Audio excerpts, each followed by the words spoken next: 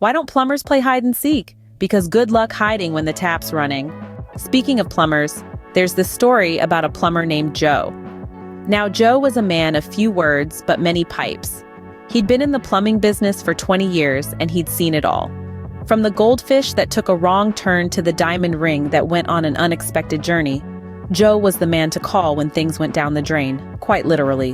One day, Joe gets a call from Mrs. Jenkins, a lonely widow living on Elm Street. Mrs. Jenkins was known for her peculiar plumbing problems. You see, she had an antique Victorian toilet that was as temperamental as a cat on a hot tin roof. So Joe packs up his tools, hops in his van, and heads over to Mrs. Jenkins' house. He walks in, tips his hat, and says, "Good afternoon, ma'am. Heard your royal throne's giving you trouble." Mrs. Jenkins, flustered and flushed, nods and points him in the direction of the bathroom. Now, this wasn't Joe's first rodeo with the Victorian monstrosity. He'd wrestled with it more times than he cared to remember.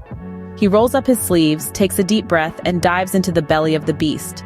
As he's elbow-deep in porcelain and pipes, he feels something unusual. It's not a goldfish, nor a diamond ring. It's a rubber ducky. Joe pulls it out, a look of pure confusion on his face. He turns to Mrs. Jenkins, holding up the ducky. "Ma'am, do you have a grandchild I don't know about?"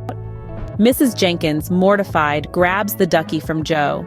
"Oh my heavens, that's Mr. Quacker's. He went missing a week ago," she exclaims, clutching the soggy ducky to her chest. And that, folks, is why you never assume anything in the plumbing business. Because one day, you're fishing out diamond rings, and the next, you're rescuing rubber ducks from Victorian toilets. If nothing else, it certainly keeps things interesting. In the end, Joe fixed the toilet, and Mrs. Jenkins found her missing ducky. And as for Joe, well, he added duck rescuer to his resume. Because in the world of plumbing, you just never know what you'll find in the pipes. So remember, the next time you're playing hide and seek, maybe don't choose the bathroom as your hiding spot. Unless you want to end up like Mr. Quacker's, that is.